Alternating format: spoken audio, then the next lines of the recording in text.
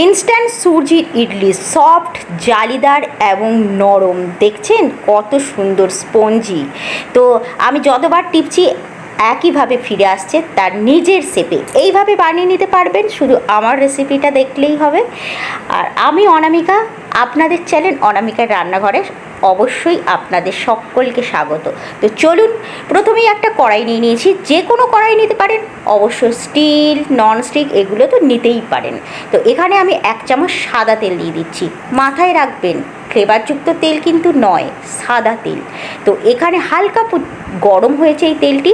এবার আমি কিছু দিয়ে দেবো ফোড়ন হিসেবে। তো দেখে নিন ফোড়নগুলো কী কী। তেল আমার হালকা গরম হয়ে গিয়েছে। 8 চামচ এখানে দিয়ে দিলাম গোটা কালো সর্ষে, আর এখানে 8 চামচ দিয়ে দিলাম গোটা জিরে।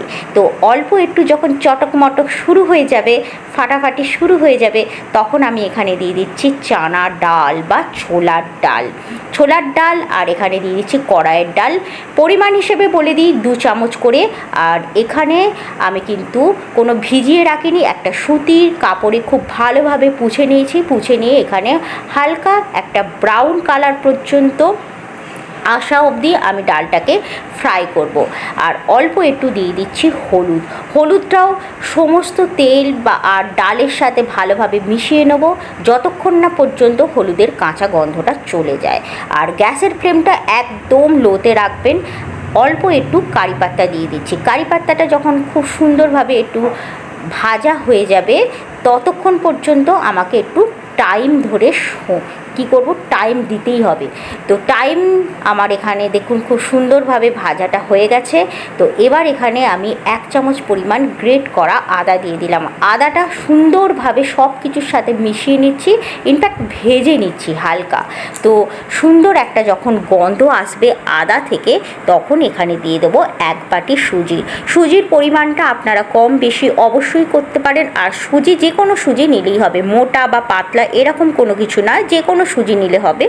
এবার সব কিছুর সাথে আমি সুন্দরভাবে মিশিয়ে দিচ্ছি, যাতে এই যে হলুদ দিয়েছিলাম না, যে কালারটা সবার সাথে যেন সুন্দরভাবে মিশে যায়। আর এমনভাবে এটাকে ভাজবো, কোনো কিন্তু কালার চেঞ্জ করব না আমি। প্রতিটি স্টেপ সুন্দরভাবে ফলো করুন। আর আমি তো টিপস দিয়েই দিচ্ছি। এই যে একটা টিপস দিলাম আপনাদেরকে, টিপস, সেটা হচ্ছে যে এখানে কিন্তু আমি কোনো রকম কালার চেঞ্জ করব না। হালকা একটা সুন্দর, দেখুন এখানে লাইট লাইট কালার এসে গেছে। তো এই সময় দিয়ে দিচ্ছি গাজর। গাজর ছাড়া আপনারা যে কোনো সবজি দিতে পারেন, সবজিটা আপনারা আপনাদের হিসেব মতো দিয়ে দেবেন। তো গাজরটা আমি কিন্তু এখানে গ্রেট করে দিয়ে দিয়েছি। আর এখানে দিয়ে দিয়েছি 1 চামচ করে কাজু কিশমিশ। কিশমিশ দিয়েছি 1 চামচ, আর কাজুটা একটু টুকরো টুকরো করে কেটে নিয়েছি 1 চামচ। তো সুন্দরভাবে সবার সাথে সব জিনিসগুলো একে অপরের সাথে যাতে মিশে যায়, সেইটা আমি অপেক্ষা করছি। আর একই সাথে দিয়ে দিলাম এখানে 1 চামচ পরিমাণ লবণ। লবণটা আপনারা আপনাদের হিসেব মতো দিয়ে দেবেন, কম বেশি তো আপনারা করতেই পারবেন। তো সুন্দরভাবে এখানে কড়াইতেই মিক্স করে নিচ্ছি। তো প্রত্যেকটা স্টেপ ফলো করুন। তো আপনারাও যখন বানাবেন এই ভিডিওটি দেখে, আপনাদেরও এই যে সুজির ইডলি ইনস্ট্যান্টটা একদম সুন্দরভাবে ফুলবে এবং স্পঞ্জি অবশ্যই হবে। তো এখন সব কিছু মিলে মিশে একাকার হয়ে গেছে। আর এখন আর কিসের অপেক্ষা। তো গ্যাসের ফ্লেমটা কিন্তু এখনও আমি একদম স্লোতেই রেখেছি। তো স্লোতে রেখেই করতে হবে। আমি বলেছিলাম না, সুজির কালার কিন্তু আমি চেঞ্জ করব না। এটা কিন্তু প্রথম স্টেপ, আপনাদের অবশ্যই এই জিনিসটা ফলো করতে হবে। তো এখন আমি একটা পাত্র নিয়ে নিয়েছি। এই পাত্রে সমস্ত যে উপকরণ নিয়েছি সেই উপকরণগুলো পাত্রতে ঢেলে দিচ্ছি। তো এটা আমার প্রথম কাজ, অবশ্যই আপনারা দেখে নিয়েছেন। এবার দেখুন, যে বাটিতে আমি নিয়েছিলাম সুজি, সেই বাটিতেই নিয়ে নিয়েছি দই 1 বাটি। বেশি টক দই কিন্তু ইউজ করা যাবে না। তো টক দই যেন ফ্রেশ হয়। আর জল দিয়ে দিলাম, একটু মানে বাটিটা ধুয়ে জল দিয়ে সুন্দরভাবে এখানে মিশিয়ে দিয়ে 10 মিনিটের জন্য আমি কিন্তু এখানে রেস্ট দেবো। 10 মিনিট পর রেস্ট দিয়ে আমি ফিরে এসেছি। দেখুন এবার কিন্তু একটু মানে কি বলবো, ঘনত্বটা বেশি হয়ে গিয়েছিল বলে অল্প পরিমাণে একটু জল দিয়ে দিলাম। জলটা আপনারা আপনাদের হিসেব মতো দেবেন, কিন্তু বেশি পাতলা করবেন না। আমি ঘনত্বটা কিন্তু আপনাদেরকে দেখিয়ে দিচ্ছি। ঘনত্বটা কিন্তু উপর থেকে দেখে বুঝতে পারছেন এই রকম ঘনত্ব। আর 1 চামচ দিয়ে দিলাম এখানে খাবার সোডা। খাবার সোডাটা কিন্তু ছোট চামচের 1 চামচ দিয়েছি, আর এটাকে অ্যাক্টিভ করার জন্য দিয়ে দিলাম অল্প একটু জল, মানে 1 চামচ পরিমাণ জল। এবার একই ডাইরেকশনে আমি এবার ঘোরাচ্ছি, দেখুন কতটা লাইট হয়ে গেছে। তো এই রকম ঘনত্ব কিন্তু আপনাদের থাকা দরকার ব্যাটারে। খুব বেশি পাতলা হয়ে গেলে কিন্তু ফ্লপি হবে না, স্পঞ্জি হবে না, জিনিসটা একদম বেকার হয়ে যাবে। তাই প্রত্যেকটা স্টেপ ফলো অবশ্যই করুন, আমার এই স্টেপ থেকে অবশ্যই বানান। তো দেখবেন একবার বানালেই তো বারবার আপনাদের খেতে ইচ্ছা করবেন। আর একটা না ফেল হওয়া রেসিপি, ফেল তো বিলকুল হবেন না, 100% গ্যারেন্টি। আমি ইডলি স্ট্যান্ডে বানাবো, সেই জন্য ইডলি স্ট্যান্ডের যে পাত্র নিয়েছিলাম তাকে আগে থেকেই আমি কিন্তু তেল ব্রাশ করে রেখে দিয়েছিলাম। অল্প একটু একটু করে আমি প্লেটের যে ফাঁকা জায়গাগুলো আছে সেইগুলোতে আমি ভরিয়ে দিচ্ছি। খুব বেশি করে আমি দিচ্ছি না, কারণ ইডলিটা কিন্তু ফুলবে, তাই একটু জায়গা রেখেই আমি প্রত্যেকটা যে খাপ আছে সেই খাপেতে দিয়ে দিচ্ছি।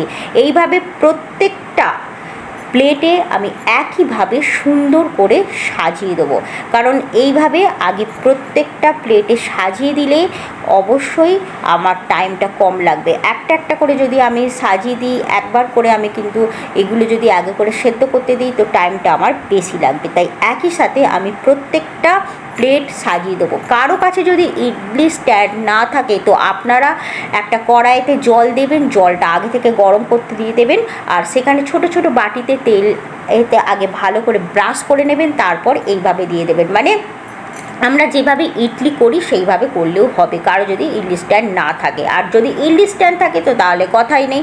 তো রেসিপিটা যদি আপনাদের এতটুকুও ভালো লেগে থাকে অবশ্যই লাইক কমেন্ট শেয়ার করবেন, চ্যানেলটাকে প্লিজ সাবস্ক্রাইব করবেন। আর ফেসবুকে আমার একটি পেজ আছে, অবশ্যই ফলো করে নেবেন আর সুন্দর করে একটা কমেন্ট লিখবেন।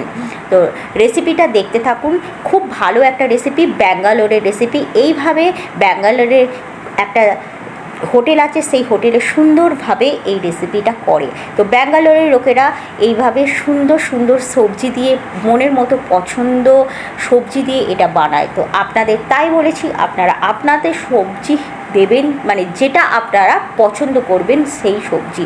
এটা কোনো কিছু তেল লাগবে না যে খেলে আমাদের তেলে এই গরমের দিনেতে খেলে খুব বেশি পেটের সমস্যা হবে, কোনো কিচ্ছু হবে না। একদম সুন্দর একটা হালকা পাতলা নাস্তা, বাচ্চাদের তো ভালো লাগবেই লাগবে।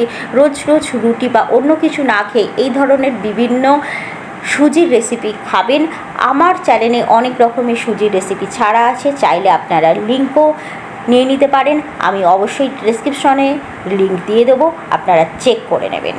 তো প্রত্যেকটা প্লেটে আমি একইভাবে সাজিয়ে দিয়েছি। আর ওদিকে আমি ইডলির যে কুকার আছে সেখানে আগে থেকে কিন্তু জল গরম করতে দিয়ে দিয়েছিলাম। তো এখানে দেখুন জল আগে থেকেই গরম করতে দিয়ে দিয়েছিলাম। এবার একটার পর একটা সুন্দর করে প্লেটগুলো আমি সাজিয়ে দেব।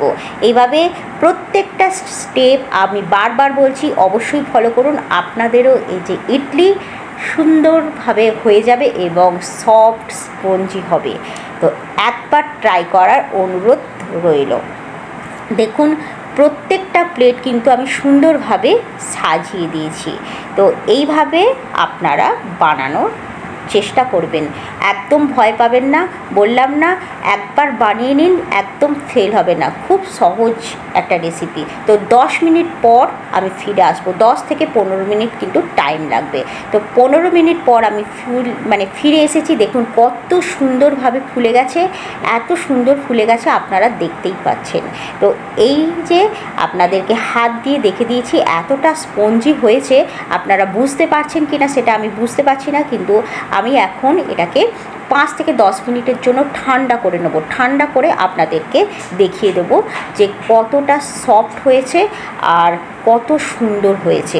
এখন শুধু উপর থেকে দেখে নিন যে কত সুন্দর করে ফুলেছে। আমি অল্প অল্প কিন্তু ব্যাটারটা দিয়েছিলাম, খুব বেশি ব্যাটারটা আমি দিইনি।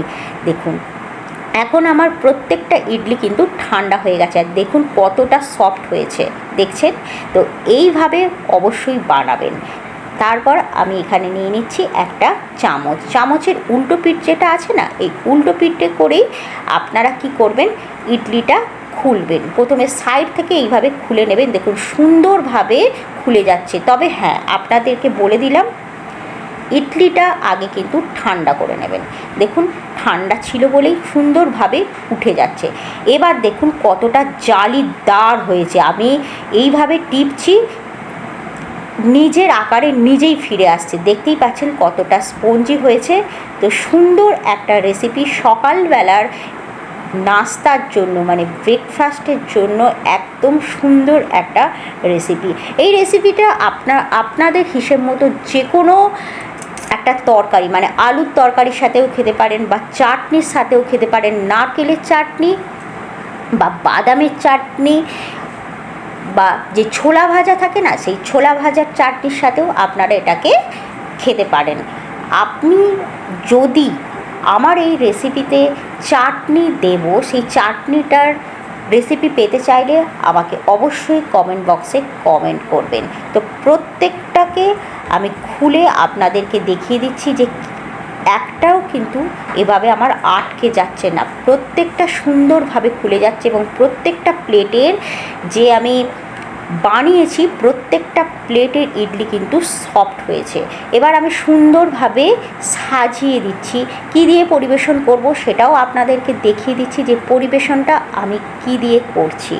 আমি এখানে পরিবেশন প্রথমে একটা ছোট বাটিতে ঘি নিয়েছি, ঘি দিয়ে পরিবেশন করছি, আর এখানে দিয়েছি বাদাম, নারকেল আর ছোলা ভাজার চাটনি। এই চাটনিটা যদি আপনারা দেখতে চান বা রেসিপি পেতে চান তো অবশ্যই কমেন্ট বক্সে কমেন্ট করবেন, আমি এই চাটনির রেসিপি আপনাদের সামনে অবশ্যই নিয়ে আসবেন। ব্যাঙ্গালোরে ঘি দিয়ে পরিবেশন করে, তাই আমি ব্যাঙ্গালোরের টেকনিকটা ইউজ করে আপনাদের পরিবেশন করে দেখিয়ে দিয়েছি। আপনারা চাইলেন সবজির সাথেও এনজয় করতে পারেন, এটা সকালবেলা নাস্তাতেও এনজয় করতে পারেন,